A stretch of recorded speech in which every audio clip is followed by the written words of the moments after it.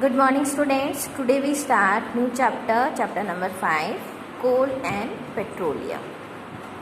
Various living and non-living substances are found in nature and some have been made by human efforts. So what are the natural resources? All materials that are obtained from nature are called natural resources. For example, air, water, soil, etc.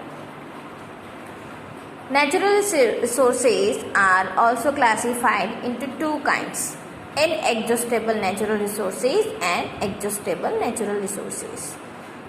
Inexhaustible natural resources are those resources that are present in unlimited quantity in nature.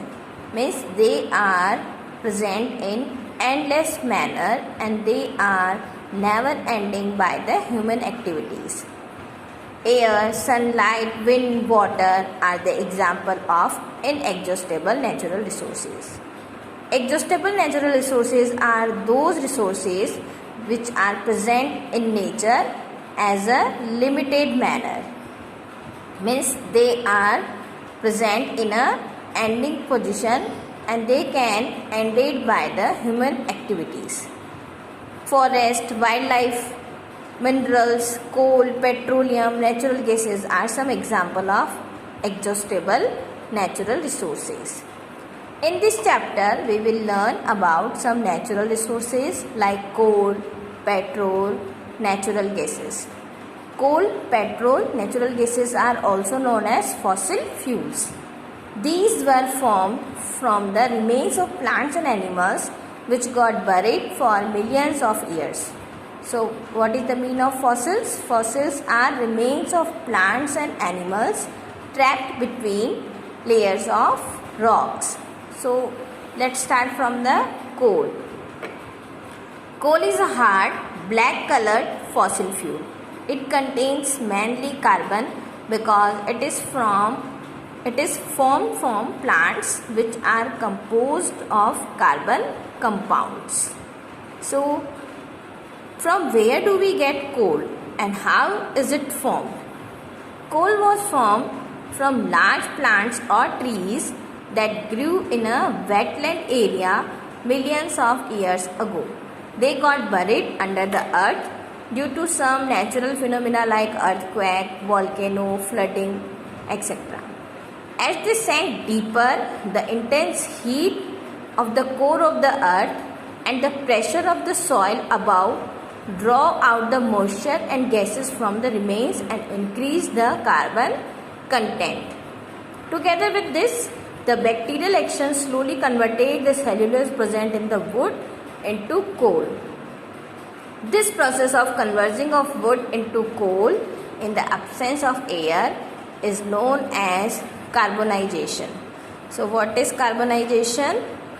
The process of conversion of wood into coal in the absence of air is known as carbonization.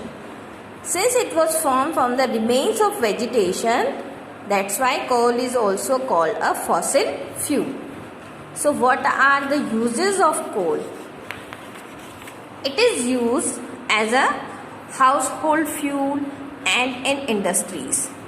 In thermal power plants, it is used to produce electricity. Earlier it was used to produce steam to run railway engines. It is used to manufacture coke, coal tar and coal gas. It is also used in the excretion of metal from their ores. So when the coal is heated strongly in the absence of air, coke, coal tar and coal gas are obtained. So what is coke? Coke is a tough, porous and black substance. It is an almost pure form of carbon. Very important, coke is a pure form of carbon. Coke is used in the manufacture of steel and in the excretion of many metals. Next is coal tar. Coal tar is a black, thick liquid with unpleasant smell. It is a mixture of about 200 substances.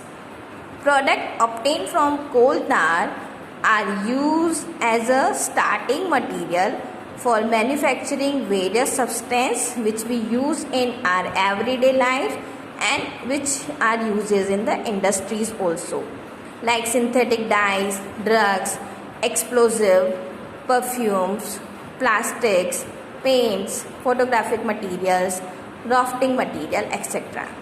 Even the naphthalene balls, you know about the naphthalene balls, which we use to repel more than other insects, are also obtained from coal tar.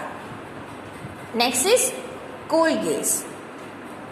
Coal gas is obtained during the processing of coal to get coke. It is a gaseous mixture of hydrogen, methane, carbon monoxide and other gases. It was used for street lighting for the first time in London in 1810 and in the New York around 1820. But nowadays it is used as a source of heat rather than light. It is also used as a fuel in the industries which are situated near coal processing plants. So next part of this chapter we will take in the next video.